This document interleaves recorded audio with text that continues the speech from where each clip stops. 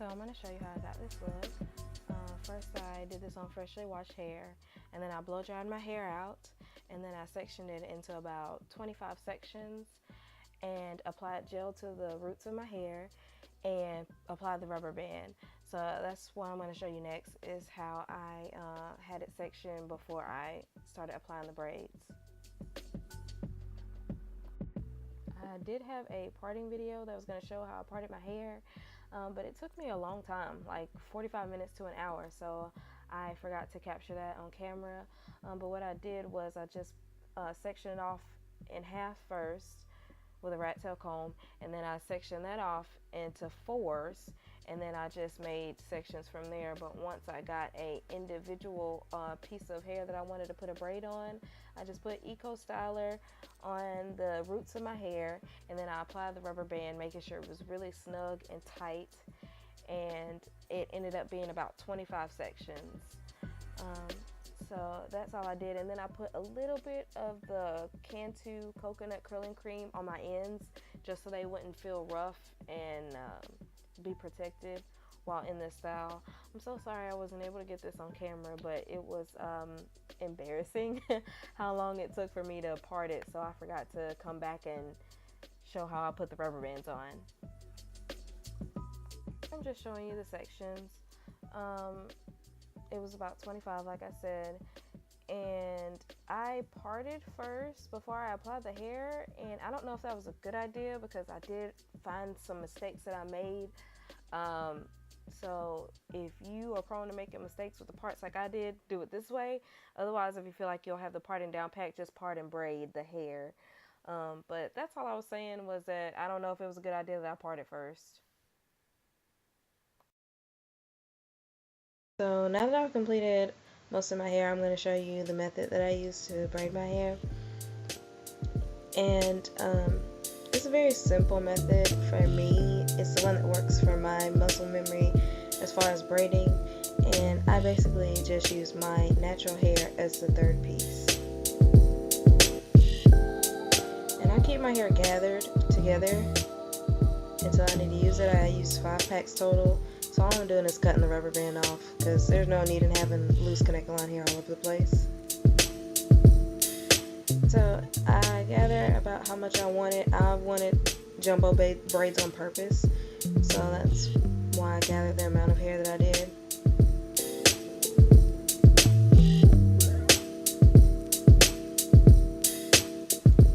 And you just feather out the ends, and that just gives it like a more natural look. Because if you don't, the end is cut really blunt and your braid won't turn out right. It'll just look funky on the ends. So this just helps make it look natural and tapered at the ends.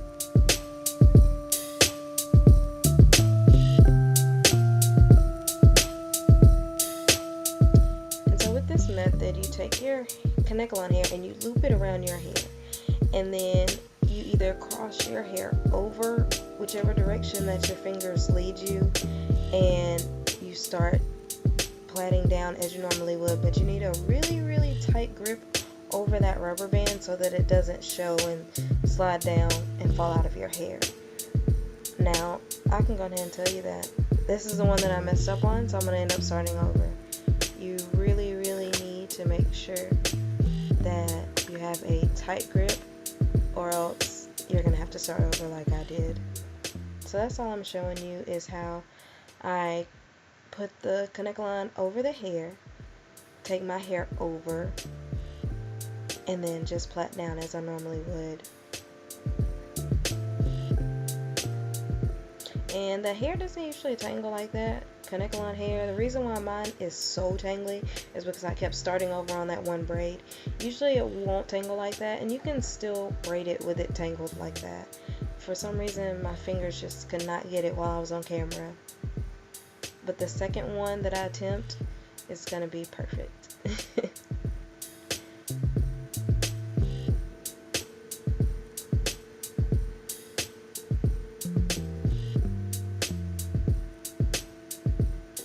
And so now that you are sure that you got a good grip, you just braid on down, just like a regular old braid.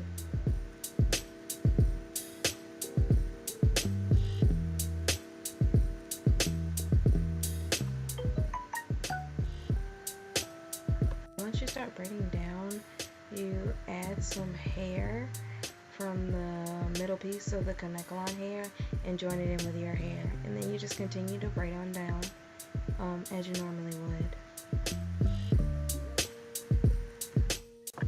And when the added piece of hair starts getting thinner, you just add more hair. Usually I try to pull from the middle so that your natural hair doesn't stick out of the braid, because that helps with that before you cross over to the next part.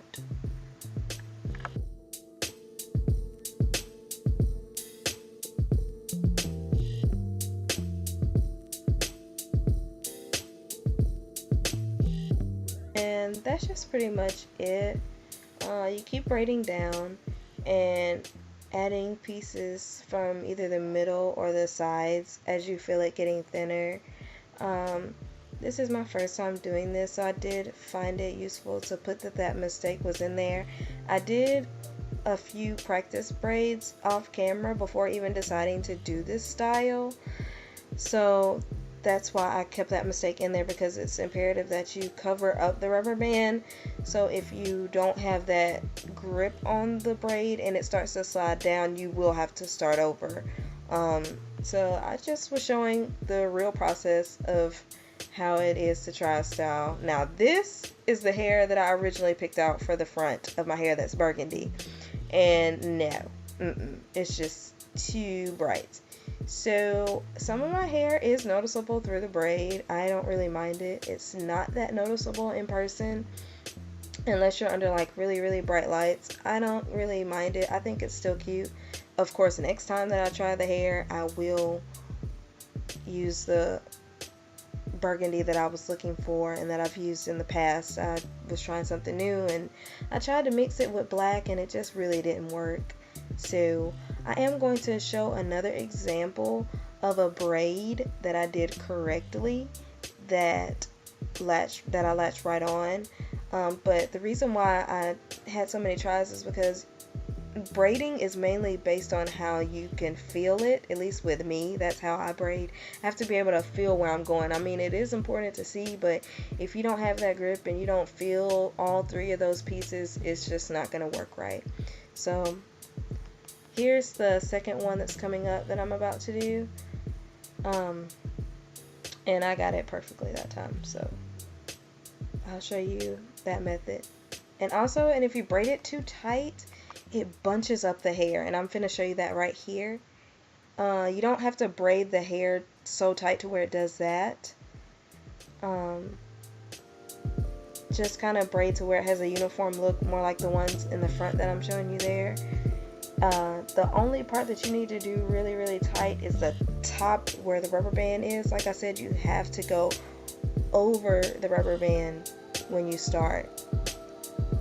So this is me gathering the hair.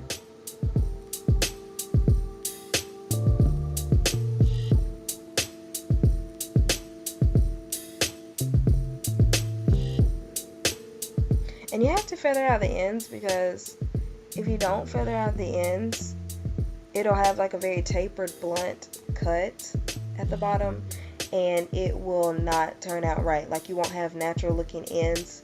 It'll just kind of look very weird. I'm short, so I had to stand up a little bit to show you how I feather the ends, and so that's why that's all like that. But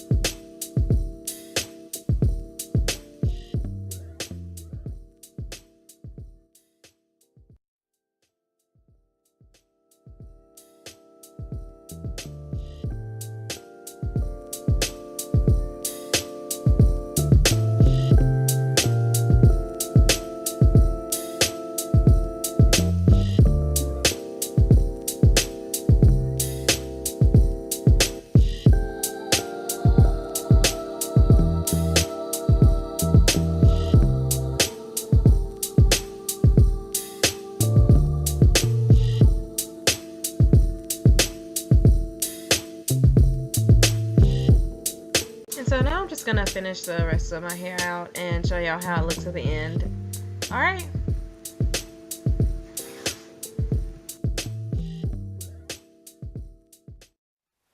Almost forgot. Be sure to give this a thumbs up if you like it, and also subscribe. I'm new to YouTube, so any suggestions that are nice and helpful I will take.